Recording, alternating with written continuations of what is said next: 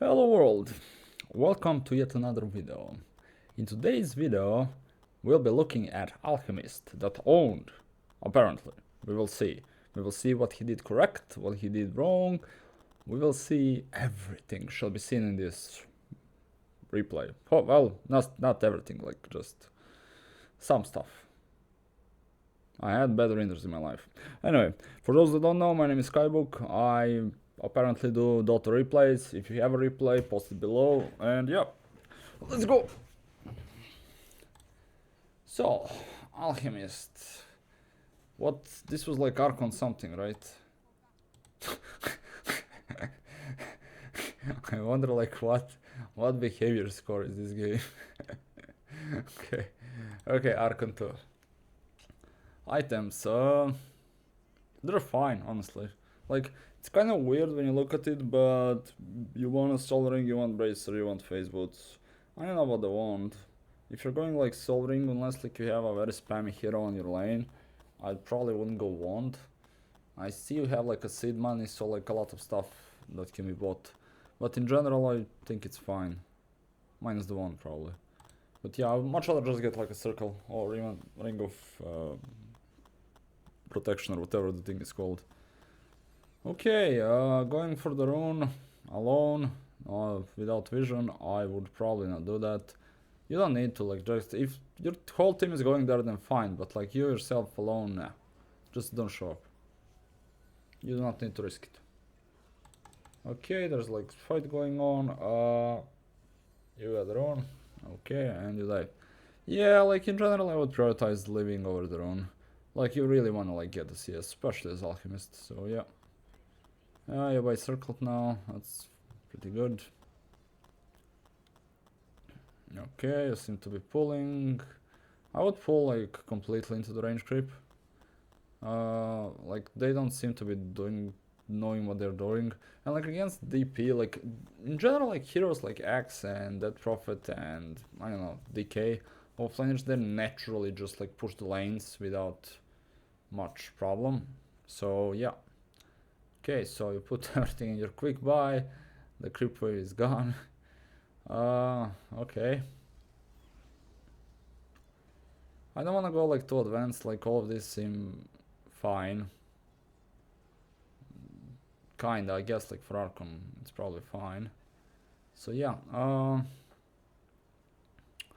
at this point, I don't know, would I be queuing the creep waves? Like, you don't really need, like, what's the point of like the creep wave pushing? Right, like it's not, you have like the highest damage on the lane, except maybe like Sky, but like, you have better animation than he does. So, like, you can out CS all of them, like you don't need to like be pushing and like spending mana. Because like now your creep wave is pushed. Like, why you don't wanna get your creep wave pushed, man? It's bad. You wanna sit near the creeps when we're doing stuff. Okay, Lotus Orb. Yeah, it's fine. I'll be looking into buying a raindrop. I don't know why, but like on lower MMR, people like just don't buy raindrops, and like raindrop will just destroy the sky basically, because like you will not have any problem with like regen, and it gives mana regen as well. So yeah, again you're pushing creep wave. I have no idea why. So like instead of pushing, you could be like farming here, because like look how much dead time you have now, right? And your creep wave is pushed, and like you're gonna have trouble like CSing here. I mean, I say that and you get like every creep, but still, it would be a lot easier if it was near your tower. At this point, instead of like sitting here and doing nothing, I would leave this for like Witch Doctor, because like he also needs money. Instead of like coming here, I would just go here or like here, and then just like spray these two camps, and like whatever CS you get, like it would be better than like getting the Witch Doctor stuff. And you're in time for the lane, okay. You already got your phase boots, nice. That's pretty good. Farming, farming, farming. No need to overcommit. You're overcommitting. Yeah. Okay, so in general, this is like what Archon and Legend people are kind of weird on. The thing is, especially like as an alchemist, but like in general any carry, you need to prioritize CSing. So like getting a kill is not really that important, if it makes sense, like this early on. Like it's irrelevant. Like a kill is worth less than a creep wave, you know. So unless they're like harassing you or you can't farm because of them, then you go for a kill. But like in general, I would just be not risking it. I would just be going for the creeps. You clear the pool camp. I would much rather just pull and like just spray this camp here. So like spray this camp, like push it into the tower if like you can't pull.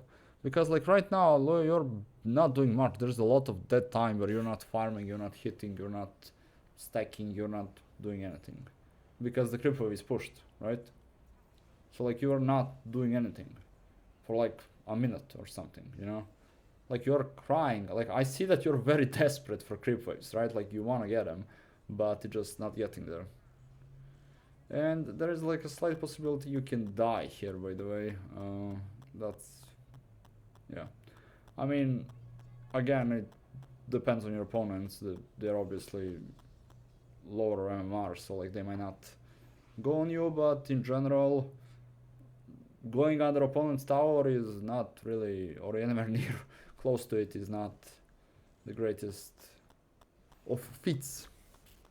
And yeah, see, if DP ulted, which she didn't for some reason, I guess mana issues, like if she ulted, you would be dead. So even at this rank, like people are still kinda aware of, well, the Alchemist problem. I don't know why you're not clearing the top lane, honestly. Like, it's really weird. Like, the top lane, the top creep waves. Look at this. All of this can be cleared.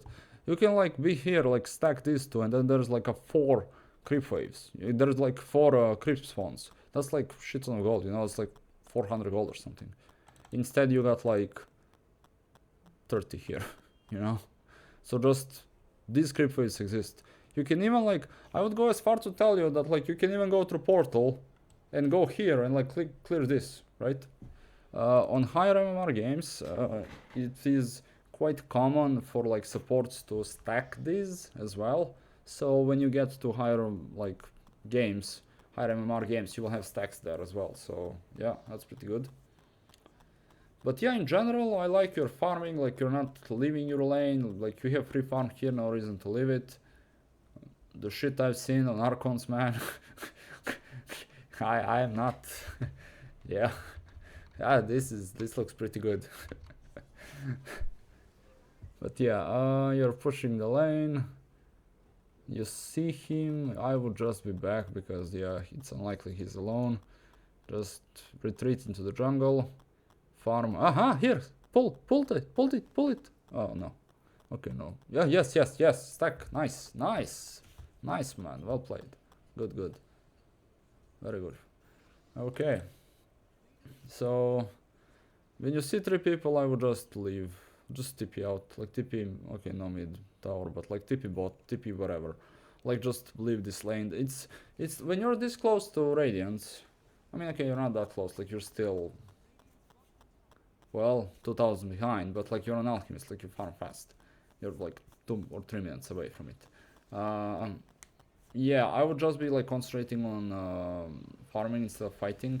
I mean, yeah, you can win this fight and you can get like 200 gold / 3 heroes, so your share of that fight was 80 gold or something.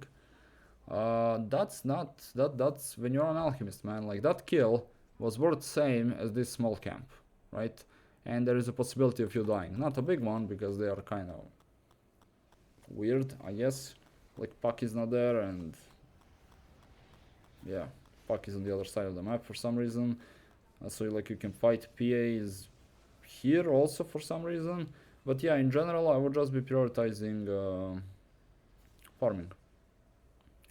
So yeah, like that's basically what like on Alchemist, like when you see those like 11-minute radiance or whatever, you know, like phase soul radiance 11 minutes on like a pro player, like in a high MMR pub. That's basically what they're doing. Like they're just like prioritizing farming. Like it's not that hard to do, you know, especially like in your games because people are not gonna be that much into trying to stop you from farming. So if you develop a good farming patterns, you're basically gonna own every game, you know?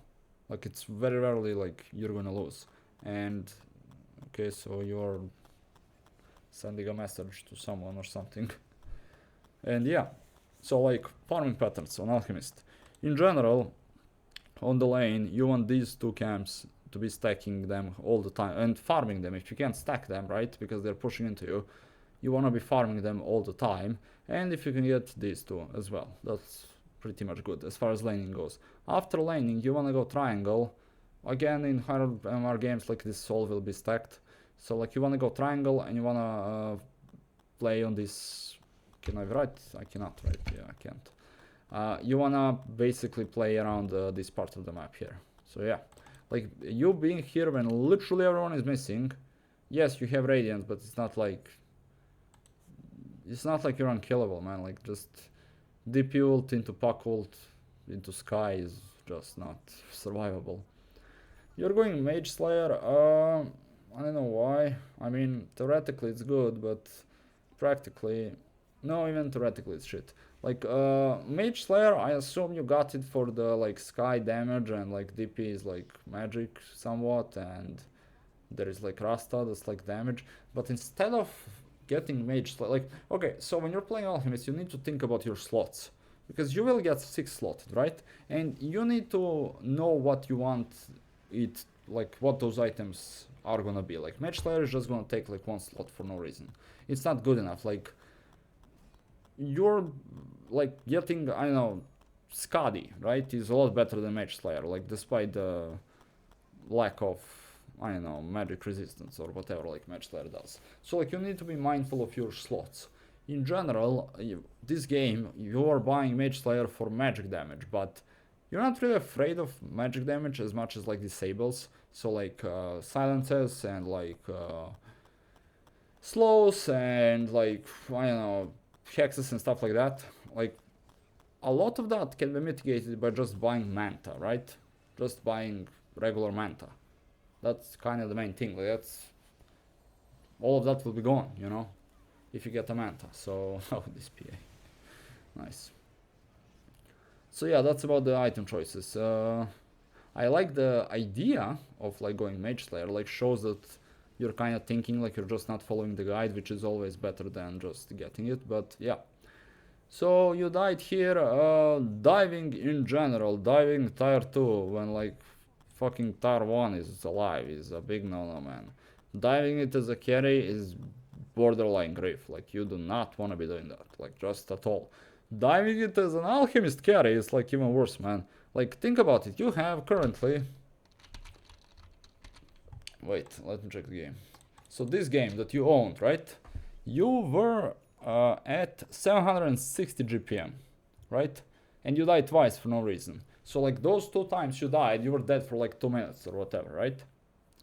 That is 1400 gold that you just gave away. On average, again, like sometimes it's gonna be higher, sometimes it's gonna be bigger, but like in general, like you do not want to be dying, you know, especially an Alchemist, like because it's a lot of gold. Like you lose like 200, 300, whatever for like dying, and then on top of that you're not farming. Like that's a lot of money, you know. So yeah, you're stacking here. I like it. You fucked up the stack, but like it doesn't matter. Just farm it up. In general, this game I would probably be going Manta, and I would definitely be going Blink, because you want to be able to jump on supports and you want to have a potential of, well, no, there is no potential of like catching up to Puck, but you want to be able to like catch up with PA, for example, right? So like Blink is very good. Also it helps you with farming. You're playing with your supports, that's fine this part of the game. Except right now everyone is missing. I will probably go back. Like this is dangerous. You do have like your supports behind you, but you're still 3 versus 5. After Pit Lord connects, maybe you can do something, but yeah. Okay, he connected. And you're owning. Nice. You didn't even need to use your BKB. Cool. So at this point, Puck is running around doing nothing basically, like split pushing the wave. I don't know what he is doing. Nothing. Okay, so you win this and you go high ground. Ta-da-da-da-da-da on the tower, you're fat as hell. You have BKB just to, you know. Like generally you don't wanna use your BKB, this game at least, until like they start throwing spells at you. Because until they start throwing these spells on your, I guess, like, so like big spells like, I don't know, puck stuff like Sky Ult, like stuff like that. Because you have like Omni Knight behind you that's just dispelling everything, and it's just, he's basically free BKB, you know. Here you don't have any damage items, like this with Manta would be way faster than Mage Slayer, so yeah, kinda sucks, but hey. At this point I will probably go back and either finish my, well no either or. I would finish my MKB and I would go Roshan. Like just walk up to Roshan. Ask your Kaz or your offlaner or whoever has like the aura or like whatever amount of heal. So like this fight mid, it is not really good. Like, yeah, you're strong. I'm saying like way too much. Yeah, you're strong and there is a high possibility of winning it, but if you die, again, it's a lot, it's bad, it's a minute, it's 750 gold that you could be like farming somewhere. So yeah, okay, you finish your MKB, that's good. You wanna go for Roshan, I would be pinging Roshan and hoping the teammates, the Archon brothers and sisters, well, mostly brothers, let's be real, are willing to take the, oh, Didi. Yeah, you need to go for the objectives. Objectives are towers, racks, Roshan. Kills are not objective, like not at all. They are irrelevant. I mentioned this a few times now in like these replays. Kills you fight because they are defending their objectives, not because. Wait, what? 7 seconds. You fight because they are defending their objectives, not because. Okay, you fight because you can and because they're defending their objectives, not because, I don't know, it's fun or whatever the hell like Archons are fighting for. Because they were farming there and 5 people showed up, so yes, we're going 1 versus 5. I know, like I have no idea what they do. I'm not sure like what's the thought process behind Archons. I guess like they just zoom in without much thought.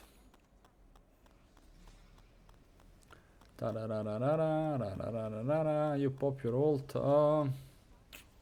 Sometimes like on Alchemist you don't, with Aegis and when you're sieging, you don't necessarily need to pop your ult because you are gonna be out of ult, and when you spawn out of Aegis you're still not gonna have an ult.